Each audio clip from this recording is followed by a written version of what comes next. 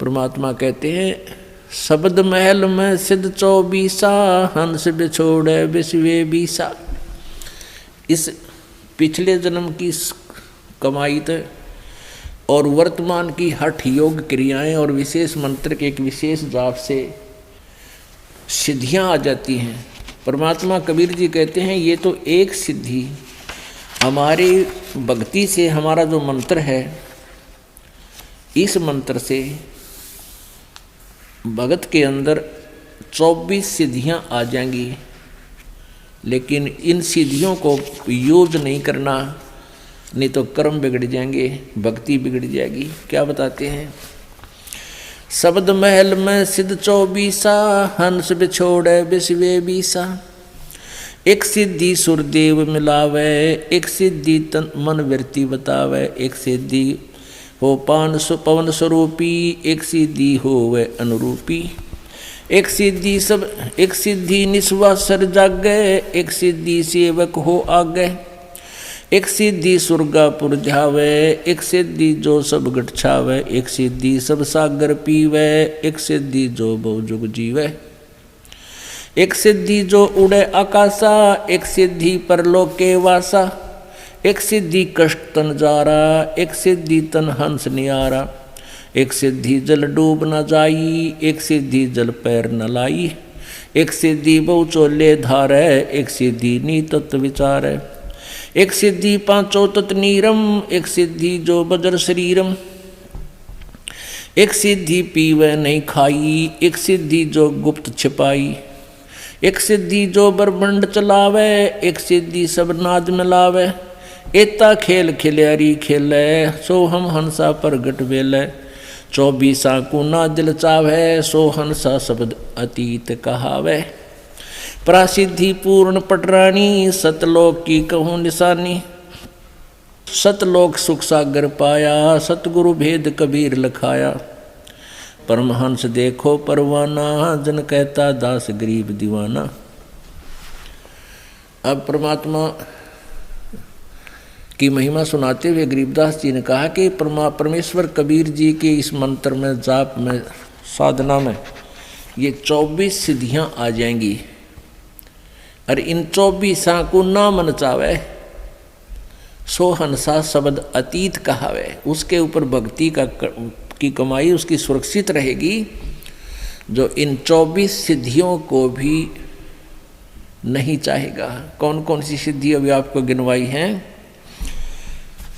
शब्द महल में सिद्धि 24 अंश बिछोड़े विश्वे बीसा। अभी तक आप जी ने 8 सिद्धि सुनी है। ये भगवान शंकर के पास निधि हैं, सिद्धि हैं। इन्हीं में से एक आधी सिद्धि जो तप साधना करते हैं इन पुजारियों को दे देते हैं। उस एक अर्धी की गांठ पर ये पंसारी बन जाते हैं। अब परमात्मा कहते हैं हमारे इस मंत्र में 24 सिद्धियां आ जाएंगी, जो इन ब्रह्मा विष्णु महेश के पास भी नहीं है, और ये तुम्हारी दुश्मन हो जाएंगी यदि तुमने इनका प्रयोग करना शुरू कर दिया। इनका नहीं प्रयोग करना, ये तो बाई प्रोडक्ट है आपका, भक्ति का बाई प्रोडक्ट है सिद्धि। हमने भक्ति चाहिए। और जैसे ये समझ लो गेहूँ बनाते हैं ना, उसमें बुरड़ी हो जाती है, वो यूजलेस होती है। उनमें एक आधा दाना भी होता है, थोड़े बहुत गेहूँ भी होते हैं, पर वो यूजलेस। ये सिद्धि साधना तो बुरड़ी समझ लो। हमने अपनी कणक सुरक्षित रखनी है, सत भक्ति सुरक्षित रखनी है। इसका सिद्धियों से कोई लेना देना नहीं रखना। कौन कौन सी सिद्धियां बताते हैं? एक सिद्धि सुरदेव मिलावे, एक सिद्धि मनवृत्ति बतावे। ये सिद्धियां होती हैं जो आपके मन में क्या सोच रखा है आपने, वो बता देगा सामने वाला। उसके एक वो मन की वृत्ति बताने वाली सिद्धि जिसने अपनी कंप्लीट कर रखी है, साध रखी है। एक बार हमारे ताऊ के लड़के की भैंस चोरी होगी, तो किसी ने बताया कि वहाँ इधर गुड़गांव साइड में एक मुसलमान है और वो जाति बता दी है चोर का नाम। तो उसने वो वहाँ गए 5-7 हमारे घर वाले। उसने कहा कि तुमने जिस पे शक है उसका नाम लिख लो और उसके साथ साथ और 10 नाम और पर्चियां बना लो। एक तो उसकी हो जिसके ऊपर तुमने शक है, और बाकियों की 10 के 9 के नाम और लिख दो। 10 पर्ची यहाँ डाल दो, मैं अपने आप उठा के दे दूंगा, वो चोर होगा। अब उन घरवालों को किसी एक पर शक था, उसका नाम लिख दिया। सबके जितने सेव वहाँ गए थे सबके मन में यूँ था कि यूँ पक्का चोर है। और वो पर्ची डाली, उसने वह पर्ची उठा के दे दी। वह मन की वृत्ति जाने था कि किसके बारे में सोच रहे हैं ये चोर। सब खुश हो गए, वाह भाई वाह, बड़ी बात है, तो कति सच्ची बात होगी भाई, देखा ना हम भी सोच रहे थे, इसने वह बता दी। वो आके पुलिस ने कहा था भाई अपना नाम बता दो, किस पे शक है। उन्होंने बता दिया यूँ चोर है। पुलिस ने उसको पूछताछ की, धमकाया खुरकाया। पुलिस ने कहा भाई यूँ चोर नहीं है। फिर उन्होंने किसी और पर शक कर लिया कि शायद वो है भाई, पक्की बात, वो उस दिन उड़ग वहाँ खड़ा था, ऐसे रात में वहाँ खड़ा था, उसने देखा था। तो वो फिर किसी दूसरे और के पास गए, एक ऐसा ही बकवाद करनी है। तो उसने भी यही कहा। ऐसे ही उन्होंने उसका नाम लिख दिया, जिस पे शक था 9 और लिख कर डाल दिए। उसने वह पर्ची निकाल दी जिस पर उन मेरे घर वालों में शक था, वो नाम निकाल के दे दिया कि यूँ चोर है। अब फिर उन्होंने फिर आगे पुलिस को बताया कि यूँ पक्का चोर है भाई, तुम कित पूछ का एक ऐसे ऐसे वहाँ। तो पुलिस वाले बोले ये बात नहीं जचती। उससे भी पुलिस ने पूछा था अच्छी की, लेकिन वो भी चोर नहीं था, वो बहस नहीं पाई। और वो जाते बताते जो मन में सोचते ये बकवादे हैं, किसी ने सच्ची भी हो जाती है उनकी, तो 20 जगह गुण गा दे, हमारी तो सच्ची बता दी थी उसने। तो पुण्यात्माओं, ये ड्रामाबाजी हमने नहीं करनी चाहिए। तो क्या बताते हैं, एक सिद्धि निस्वासर जागे, एक सिद्धि सेवक हो आगे। मेरे मामा जी का गांव है खेड़ी दमकन सोनीपत में, और वहाँ एक गीसा पंथ का एक गीसा साहिब जिसको परमात्मा मिले थे, उसी का एक गीसा दास संत का ही शिष्य नेकी राम जी था। उसने गीसा साहेब जी की वचनों को आधार ना मानकर संसारिक जो आम लोक वेद के आधार से हठ योग करना शुरू कर दिया। उस हठ योग से उसमें सिद्धि आ गई, नींद ना हो, उसने दिन रात जागता रहता था।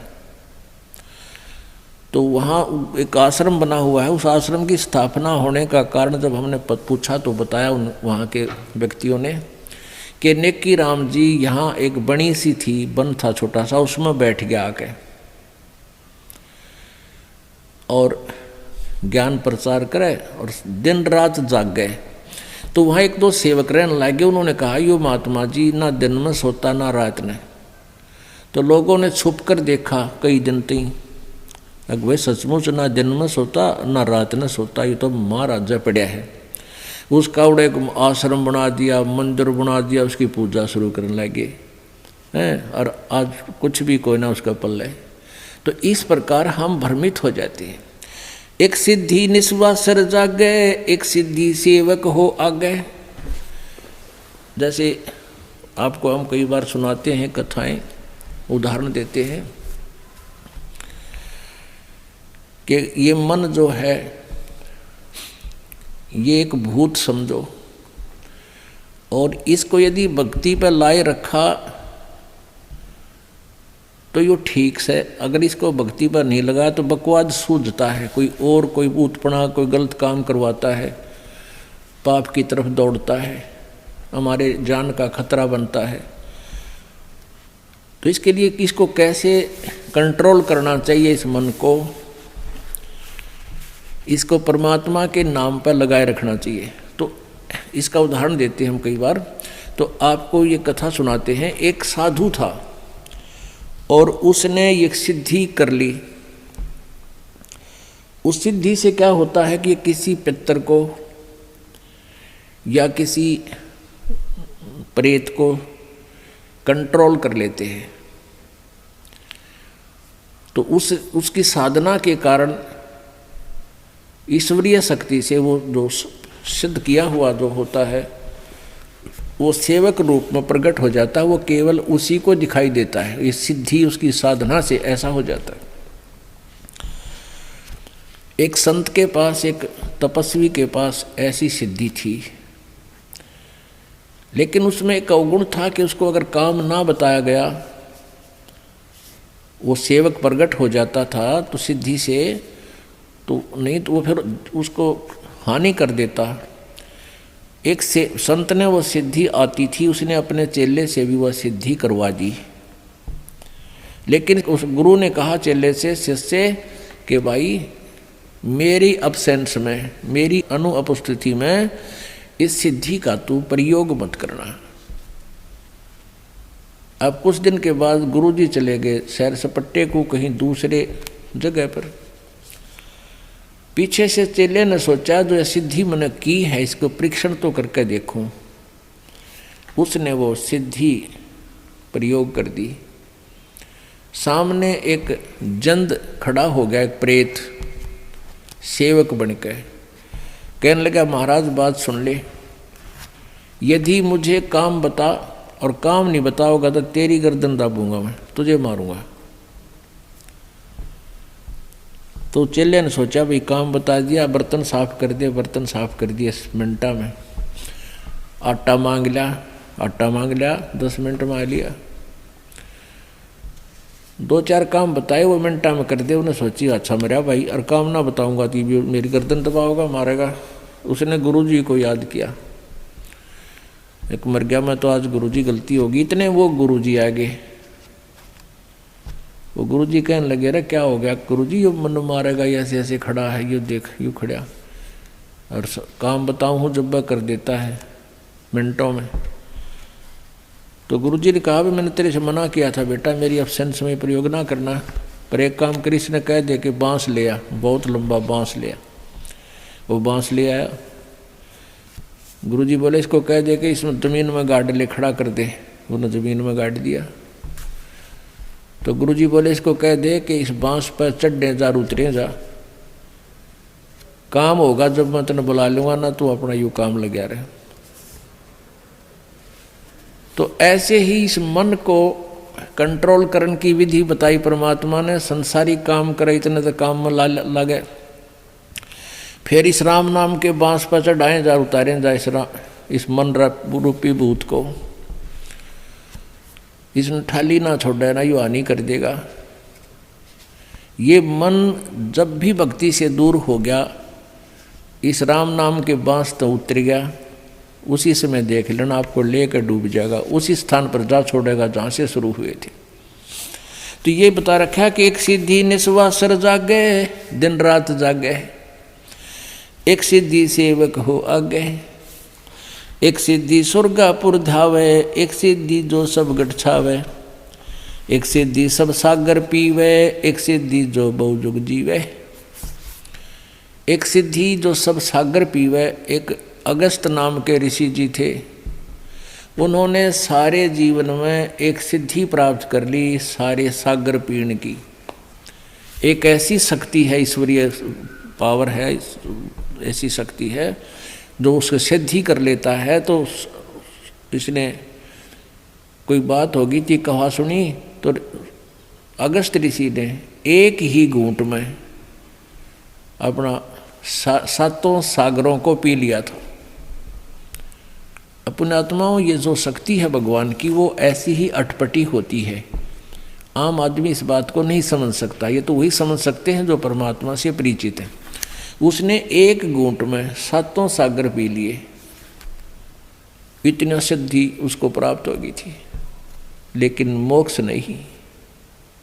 फिर प्रार्थना करने पर कहते हैं वापस उसने कुरला कर दिया, सारे 7 सागर फिर परिपूर्ण हो गए। ये ऐसा हो जाता है क्योंकि ये पूरी ब्रह्मांड सारे बीज रूप में ही थे और परमात्मा के पास सुरक्षित थे।